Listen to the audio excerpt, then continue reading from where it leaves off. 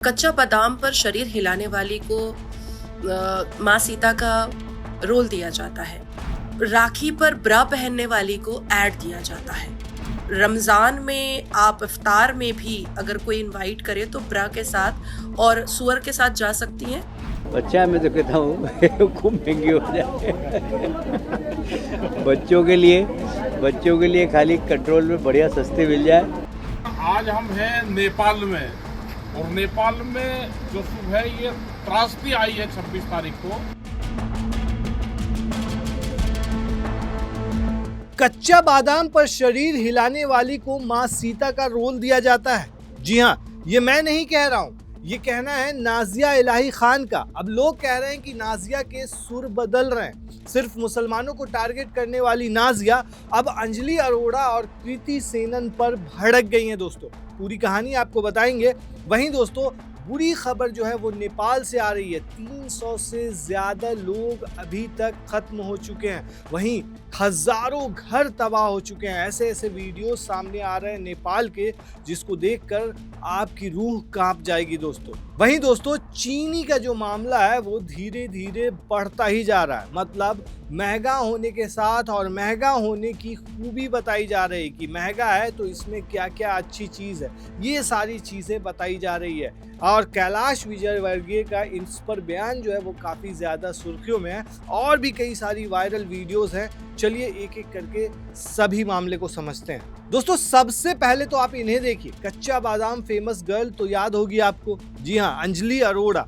असल में अब अंजलि अरोड़ा विवादों में घिर गई हैं। इस न्यूज की हेडलाइन को देखिए। सीता बनकर ट्रोल हुई कच्चा बादाम गर्ल अंजलि अरोड़ा, किस धर्म में करेंगी शादी, तोड़ी चुप्पी। असल में दोस्तों, social media sensation Anjali Arora जो कच्चा बादाम वीडियो से काफी ज्यादा फेमस हुई, अब अभिषेक सिंह की फिल्म महाकाव्य श्री रामायण कथा श्री राम की, उसमें जो है माता सीता की भूमिका निभाने जा रही हैं। वहीं अब अंजलि अरोड़ा को इस किरदार में देखकर लोग भड़क रहे हैं। असल में अंजलि अरोड़ा पहले भी कई ज्यादा विवादों में रह चुकी हैं। इस न्यूज की हेडलाइन को देखिए। जनसत्ता की ये खबर है। इन्होंने किस मामले को लेकर के हाईलाइट किया है। कभी एमएमएस लीक की खबरों को लेकर भी रही थी चर्चा में। मतलब एमएमएस को लेकर के इस चीज को कही जा रही है, मतलब इस तरह की बातें कही जा रही है, तो इस पर सवाल उठ रहे हैं। वहीं दोस्तों, दूसरी तरफ कृति सेनन के कपड़ों पर बवाल मचा हुआ है। असल में उन्होंने रक्षाबंधन का विज्ञापन किया था। हालांकि जो गीवा है उसने विज्ञापन हटा लिया है। इस मामले पर कंगना रनौत से लेकर राहुल गांधी तक का बयान सामने आया। कंगना रनौत ने बिना नाम लिए लिखा था कि आजकल औरतों के पास पहनने के लिए इतने सारे कपड़े हैं, फिर कोई अपने भाई को बिकनी जैसे कपड़ों में राखी क्यों बांधेगा। उन्होंने ये भी कहा कि ये पूरा विज्ञापन जानबूझकर गंदा दिखाया गया।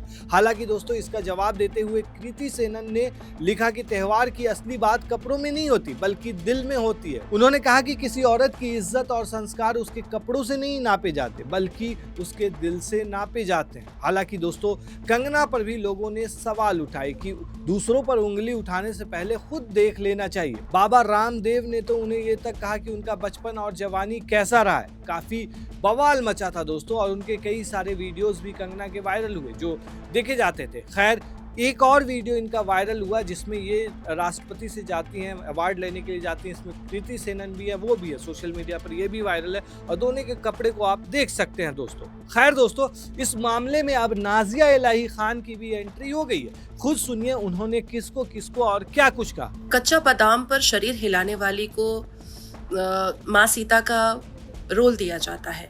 बीफ खाने वाले को भगवान राम का रोल दिया जाता है। और राखी पर ब्रा पहनने वाली को ऐड दिया जाता है। तो कृति सेनन ने एक ज्वेलरी का ऐड देते हुए कुत्ते को राखी बांधी है और ब्रा पहन करके रक्षाबंधन जैसा पवित्र त्यौहार मनाया है।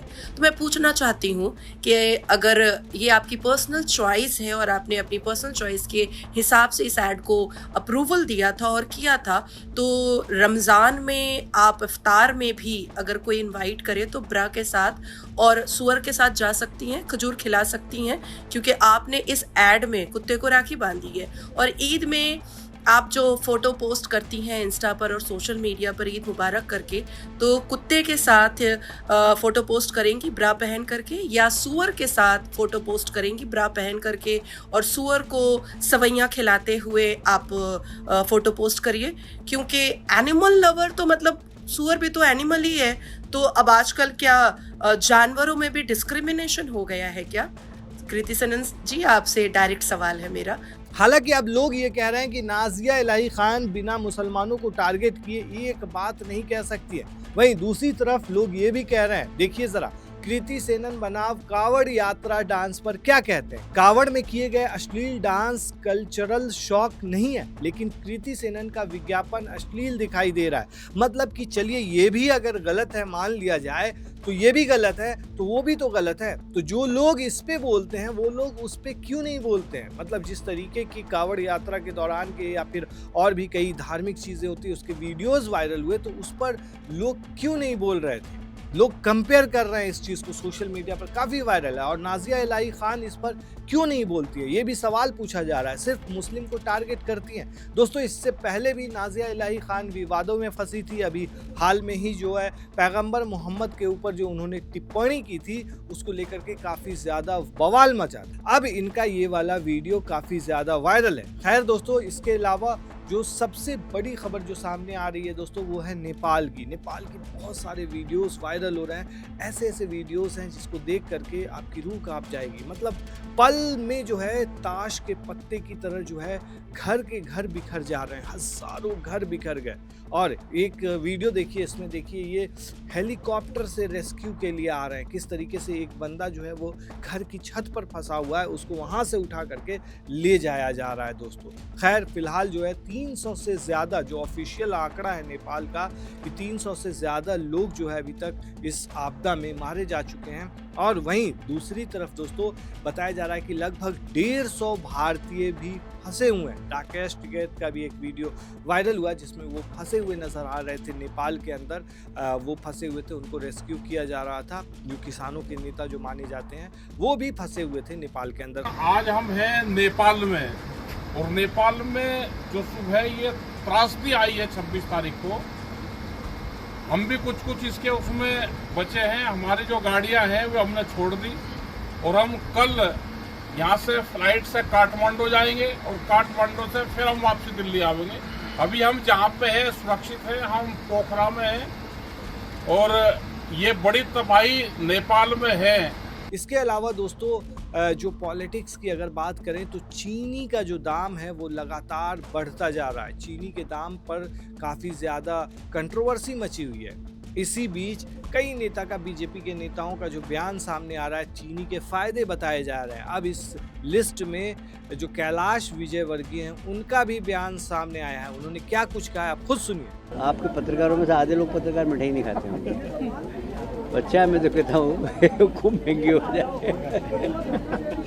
बच्चों के लिए खाली कंट्रोल में बढ़िया सस्ते मिल जाए। बाकी बुजुर्गों को तो दे रहे 40 के ऊपर शक्कर खाना। डॉक्टर अच्छा नहीं मानता, आयुर्वेद तो बिल्कुल अच्छा नहीं मानता। फिलहाल दोस्तों ये सारे मामले हैं जो आज काफ़ी ज़्यादा सुर्खियों में हैं। इस पूरे मामले पर आप क्या कहते हैं हमें कमेंट में ज़रूर बताएं। शुक्रिया।